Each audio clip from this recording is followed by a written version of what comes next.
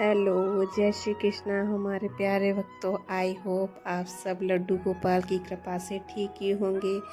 तो आइए जानते हैं करवा चौथ की व्रत कथा।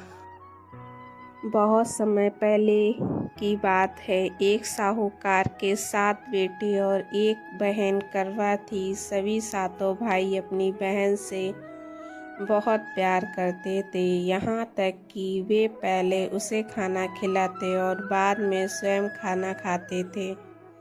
एक बार उनकी बहन ससुराल से मायके आई हुई थी। शाम को भाई जब अपना व्यवसाय बंद कर घर आए तो देखा उसकी बहन बहुत व्याकुल थी।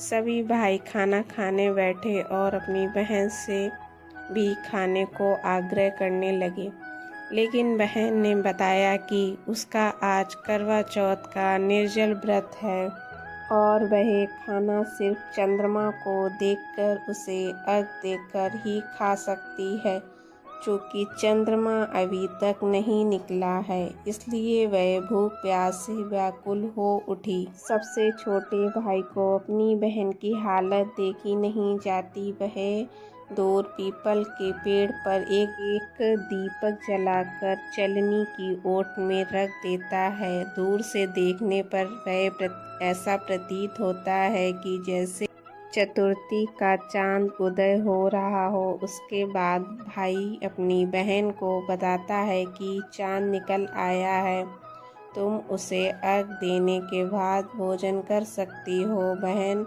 खुशी के मारे सीढ़ियों पर चढ़ के चांद को देखती है। उसे अर्घ देकर खाना खाने बैठ जाती है।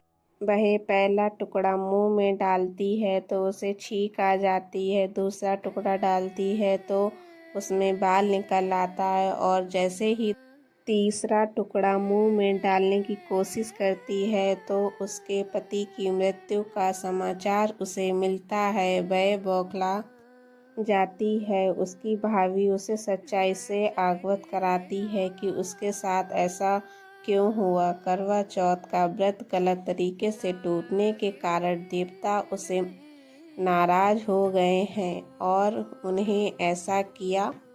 सच्चाई जानने के बाद करवा निश्चय करती है कि वह अपने पति का अंतिम संस्कार नहीं होने देगी और अपने अस्तित्व से उन्हें पुनर्जीवन दिलाकर रहेगी। वह पूरे 1 साल तक अपने पति का शव के पास बैठी रहती है, उसकी देखभाल करती है। उसके ऊपर उगने वाली सुईनुमा घास को वह एकत्रित करती जाती। 1 साल बाद फिर करवा चौथ का दिन आता है। उसकी सभी भाभियां करवा चौथ का व्रत रखती हैं। जब भाभियां उससे आशीर्वाद लेने आती तो वह प्रत्येक भाभी से यम सुई ले लो, प्रिय सुई दे दो, मुझे भी अपनी जैसी सुहागन बना दो, ऐसा आग्रह करती है। लेकिन हर बार भाभी उसे अगली भाभी से आग्रह करने का कहे चली जाती हैं। इस प्रकार जब छठे नंबर की भाभी आती हैं तो वह करवा उसे भी यह बात दोहराती है। यह भाभी उसे बताती है कि चूंकि सबसे छोटे भाई की वजह से उसका व्रत टूटा था, अतः उसकी पत्नी में भी शक्ति है कि वह तुम्हारे पति को दोबारा जीवित कर सकती है। इसलिए जब भी आए तो तुम उसे पकड़ लेना और जब तक वह तुम्हारे पति को जिंदा ना कर दे उसे नहीं छोड़ना। ऐसा कहकर वह चली जाती है। सबसे अंत में छोटी भाभी आती है। करवा उसे भी सुहागन बनने का आग्रह करती है, लेकिन वह टाल मटोली करने लगती है। इसे देखकर करवा और जोर से पकड़ लेती है और अपने सुहागन को जिंदा करने के लिए कहती है।